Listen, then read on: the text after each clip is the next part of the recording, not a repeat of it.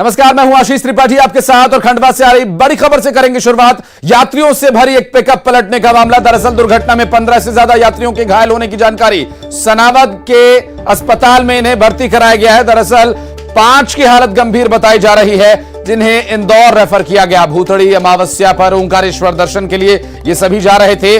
मानधाता थाने ग्राम करौली के पास की ये पूरी दुर्घटना है, जहां हादसे के बाद कुछ तस्वीरें सामने आई, वो भी साथ साथ हम आपको दिखाते चले। सनावद अस्पताल में घायलों को भर्ती कराया गया। 5 जिनकी हालत बहुत गंभीर बताई जा रही है, उन्हें इंदौर के लिए रेफर किया गया है।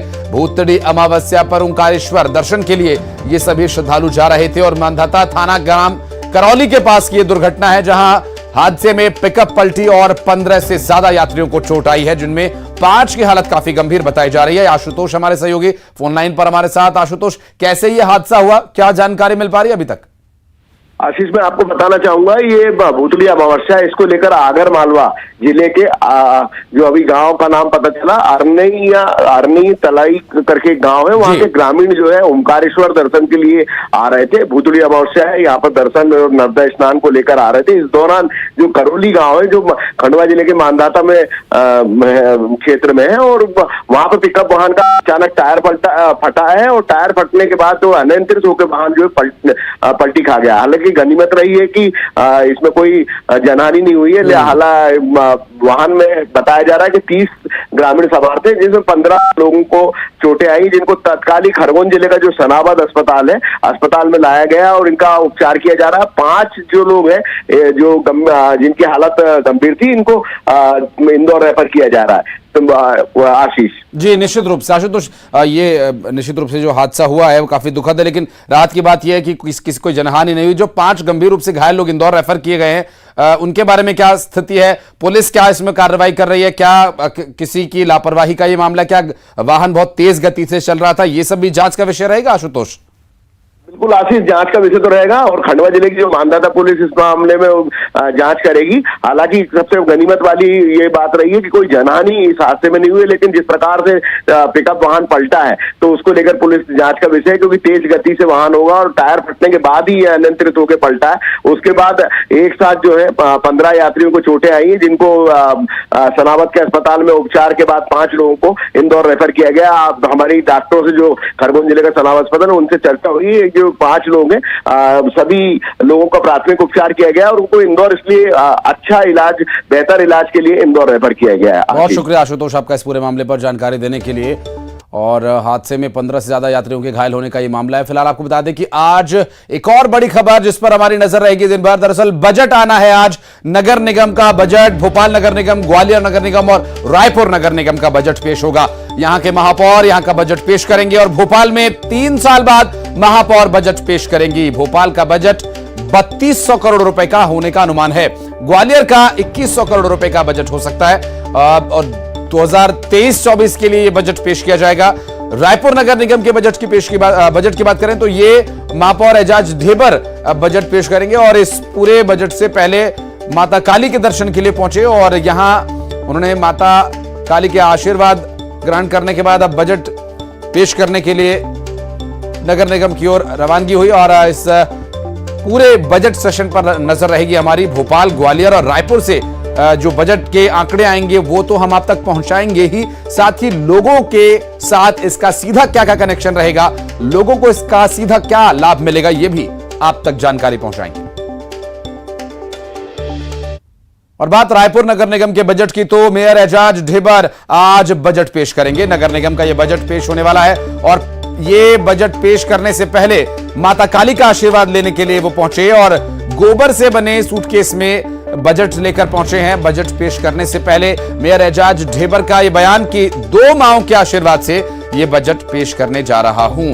और चूंकि चुनावी साल है, स्वाभाविक है कि राजनीतिक दलों का हमेशा प्रयास रहता है कि बजट जब चुनावी साल में आए तो ऐसा आए कि लोग उसकी चर्चा करें, उसके बारे में बात करें, उसका कोई सीधा लाभ उन्हें मिले ताकि चुनाव में राजनीतिक दल को लाभ मिले। बहरहाल इस विषय को लेकर भी बात करेंगे। अब जब बजट आएगा तब कुछ कह पाना थोड़ा स्वाभाविक होगा। अभी थोड़ा जल्दबाजी होगी इसके बारे में कहना कि क्या बजट में होगा, क्या हो सकता है। हालांकि अब तक जो बातें एजाज ढेबर से जो समझ में आए, उन्होंने जो बयान दिए उससे जो पता चला ये बजट जो है इस विषय को लेकर उनकी कोशिश यही होगी कि ज्यादा से ज्यादा लोगों को लाभ पहुंचाया जाए इस बजट के माध्यम से। फिलहाल आपको बता दें कि मंदिर में दर्शन करने के बाद, माता का आशीर्वाद लेने के बाद बजट पेश करने के लिए पहुंचे।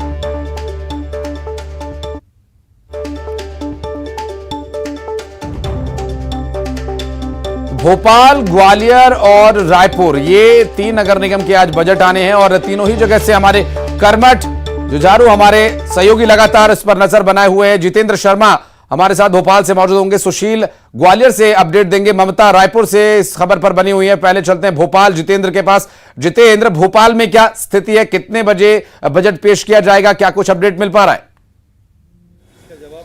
बिल्कुल, अगर बात करें तो 11 बजे नगर निगम की बजट बैठक शुरू होगी और बैठक की शुरुआत में ही हंगामे होने के आसार है, क्योंकि कांग्रेस के जो पार्षद दल हैं उन्होंने हंगामा बनाने का मन बना लिया है। क्योंकि पिछली बैठक में एक प्रस्ताव आया था विंड सोलर एनर्जी का, उसे लेकर कांग्रेस के जो पार्षद हैं हंगामा करेंगे। साथ ही भारतीय जनता पार्टी के दिवंगत नेताओं के नाम पर नामकरण को लेकर भी कांग्रेस के जो पार्षद हैं हंगामा करेंगे। वहीं आज जो नगर निगम का बजट पेश होने जा रहा है, 3 साल के बाद मालती राय महापौर हैं, ये बजट पेश करेंगी भोपाल नगर निगम का। तो जाहिर सी बात है ये घाटे का बजट बताया जा रहा है कांग्रेस की तरफ से। जब बजट पेश होता है तब उनकी प्रतिक्रिया लेंगे कि नगर निगम के इस बजट से कितना प्रॉपर्टी टैक्स भोपाल वासियों को बढ़ा हुआ देना है, साथ ही इसके अलावा क्या विकास कार्य को लेकर बजट मिला है। इन सारी तमाम चर्चाओं पर बजट आने के बाद चर्चा की जाएगी। बिल्कुल, जितेंद्र आप बने रहे हमारे साथ। आगे सुशील के पास चलेंगे, ग्वालियर और ममता भी हमारे साथ मौजूद है। पहले ममता से अपडेट ले लेते हैं, रायपुर में इस वक्त वो मौजूद है। ममता, कितनी देर में पहुंच रहे हैं ढेबर साहब और बजट में क्या कुछ प्रावधान होने की संभावना है?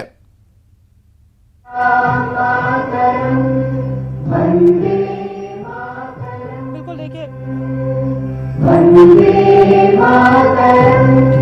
और राष्ट्रगीत इस वक्त चल रहा है रायपुर में, अभी वहां वंदे मातरम गीत संपन्न हुआ है। क्या कुछ ममता कह रही हैं, सुनते हैं।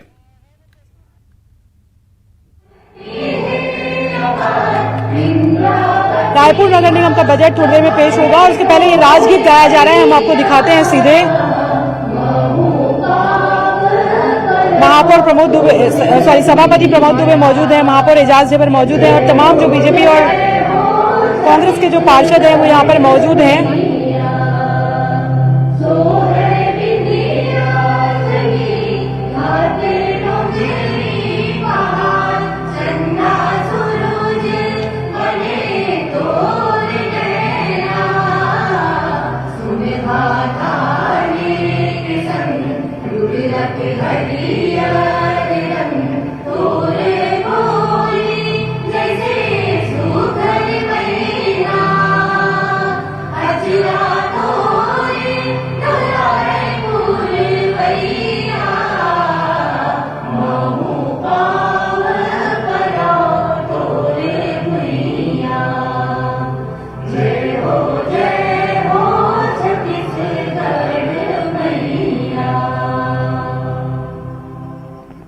अभी जो है वो राजकीय गीत जो है छत्तीसगढ़ का वो प्रस्तुत किया गया और उसके बाद में आप देख सकते हैं कि अब पहले प्रश्नकाल होगा 1 घंटे तक के। और अब जो है पहले ये होता था कि सीधे बजट पेश होता था, लेकिन अब तरीका बदला है और अब जो है विधानसभा की तर्ज पर ही पहले प्रश्नकाल होता है, उसके बाद बजट पेश किया जाता है। तो मैं एक बार फिर से अपने कैमरा पर्सन से कहूंगी कि वो आपको दिखाएं कि वो गोबर से बना हुआ सूटकेस है, गोठान से तैयार किया गया है और ठीक उसी तरीके से उसमें छत्तीसगढ़ मैतारी जो है उनका चित्र अंकित है और उकेरा गया है। और इसके साथ ही पीछे अगर बात करें तो कामधेनु गाय जो है उसका चित्र अंकित किया गया है और यही के गौठान से बनाया गया है। और महापौर ये कह रहे थे कि जो फूल चौक का जो चौड़ीकरण का मसला कई सालों से जो लंबित पड़ा हुआ है, आज उसका सोल्यूशन हो जाएगा। तो ये एक बड़ा कह सकते हैं कि बजट में बड़ी सौगात मिलेगी, न्यूज 18 के जरिए हम आपको बताना चाहेंगे। दूसरी बात अगर हम बात करें, उनका कहना था कि नाइट चौपाटी शुरू की जाएगी।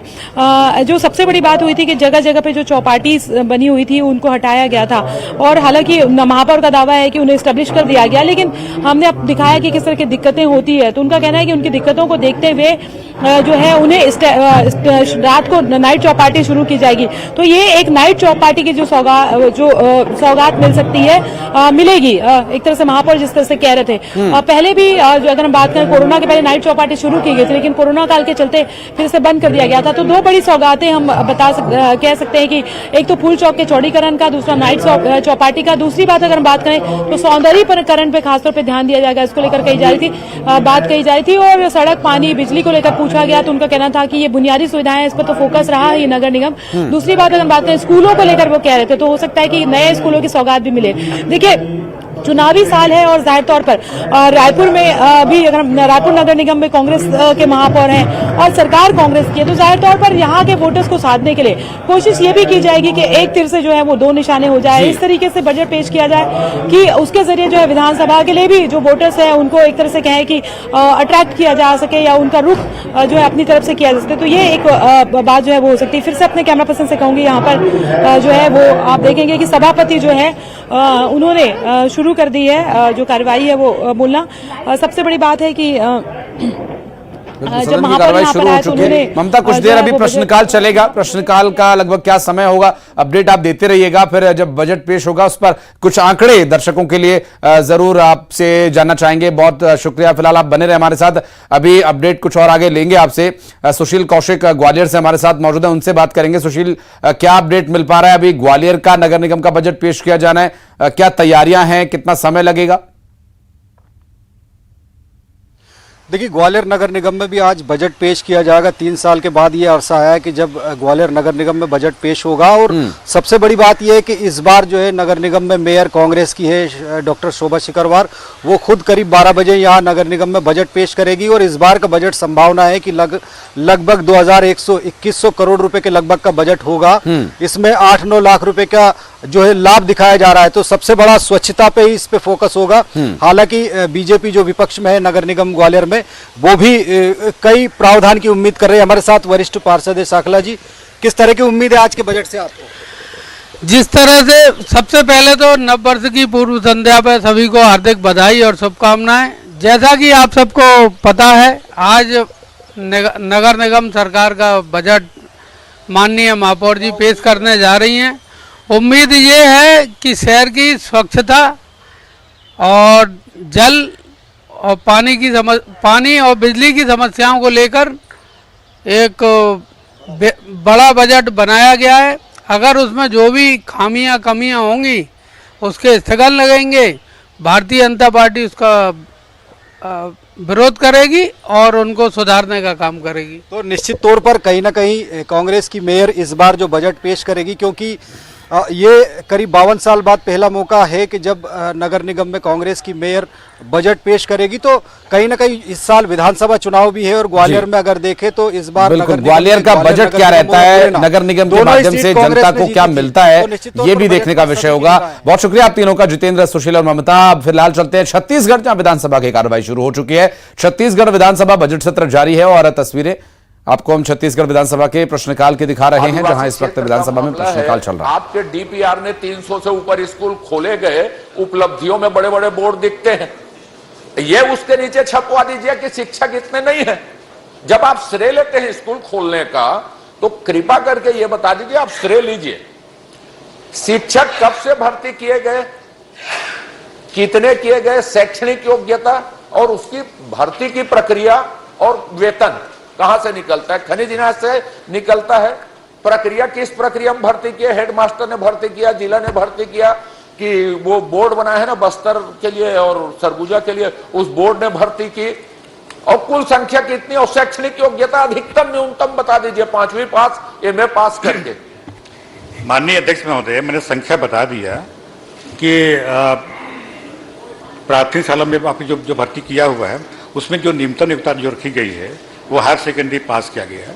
और उसकी वेतन कहाँ से होगी, तो आपके जो स्थानीय जो खनिज न्यास निधि है कहाँ से उसकी, माननीय अध्यक्ष महोदय, खनिज न्यास निधि उसको कलेक्टर हाथ पकड़, माननीय अध्यक्ष महोदय, माननीय अध्यक्ष महोदय, एक तो इन लोग स्कूल बंद किए पूरे प्रदेश में और हमारी सरकार अगर स्कूल चालू करी है, स्थानीय स्तर पर व्यवस्था बना रहे थे लोग, उसमें प्रश्न पे प्रश्न जी जी जी जी हमारी सरकार ने बंद स्कूल को प्रारंभ कराया है, आप लोगों ने स्कूल बंद कराया और स्थानीय स्तर पर व्यवस्था बना रहे हैं, लोगों को तकलीफ है। माननीय प्रश्नकाल को प्रश्नकाल तक रहने दीजिए प्लीज। माननीय अध्यक्ष महोदय, स्थानीय अध्यक्ष महोदय, हमारी सरकार होता है और इन लोगों ने बंद कर दिया प्रदेश में 3000 स्कूल, ये हमारे स्थानीय स्तर पर व्यवस्था बनाई गई है। है। आप विलम्ब से आए हैं। माननीय अध्यक्ष महोदय, तकलीफ क्यों हो रही है? मंत्री जी बैठे रहे, खाली आपके नाले की जवाबदारी में आप एक तरफ तो स्कूल बंद जवाबदारी में आप आदिवासी क्षेत्र मंत्री प्लीज शिक्षा का अवसर आप लोग छीना निर्देश करें। आप लोगों ने शिक्षा का अवसर छीना हमारी सरकार ने शुरू किया। मंत्री जी ने पूरा बताया है कि कितना स्कूल शुरू किया, कितना शिक्षक कार्यक्रम अमर जी शिक्षकों को भर्ती कराया गया है, अमर जी से कराया गया है। सक्षम मंत्री का ऐसा है वक्तव्य आ रहा है। माननीय अध्यक्ष महोदय, प्रश्न को उलझाइए मत, तो जवाब दे रहे हैं आप। मैं उत्तर दे रहा था माननीय। आज ही मेरे प्रश्न में माननीय मंत्री जी ने उत्तर दिया है। प्राथमिक शाला में 27,150 शिक्षक कम है, पूर्व माध्यमिक में 19,619 शिक्षक कम है, हाई स्कूल में 2,515। और दिल्ली से इस वक्त एक बड़ी खबर हम आपको बता दें। करावल नगर में एक प्लास्टिक फैक्ट्री में भीषण आग लगने का मामला सामने आया।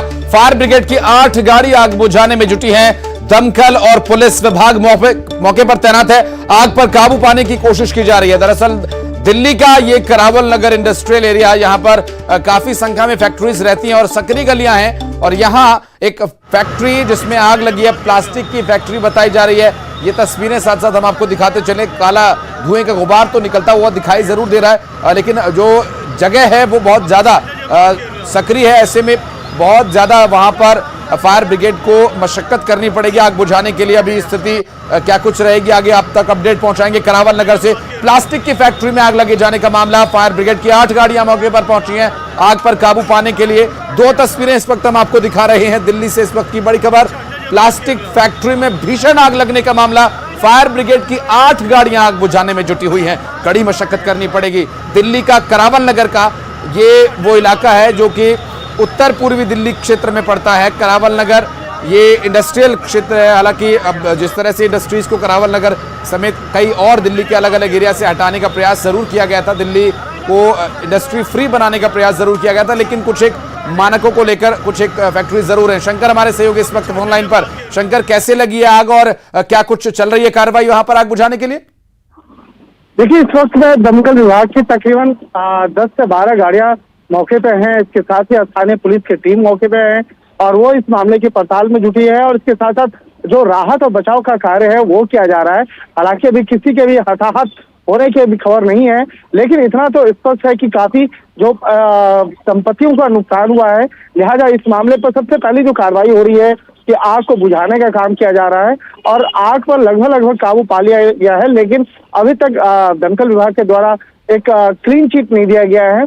लेकिन स्थानीय जो लोग हैं वो भी काफी संख्या में यहाँ पे मौके पे पहुंचे हुए हैं, और अब थोड़ी देर के बाद इस मामले की तफ्तीश होगी कि आखिर आग कैसे लगी। हालांकि अभी तक जहां तक जानकारी मिल रही है कि शॉर्ट सर्किट की वजह से ये आग लगने की संभावना जताई जा रही है, लेकिन अब इन मामलों पर विस्तार से तफ्तीश करने के बाद ही विस्तार से जानकारी दी जाएगी। सड़कें भी काफी सक्रिय हैं, फायर ब्रिगेड की गाड़ियों को काफी मशक्कत करनी पड़ रही होगी यहाँ पे।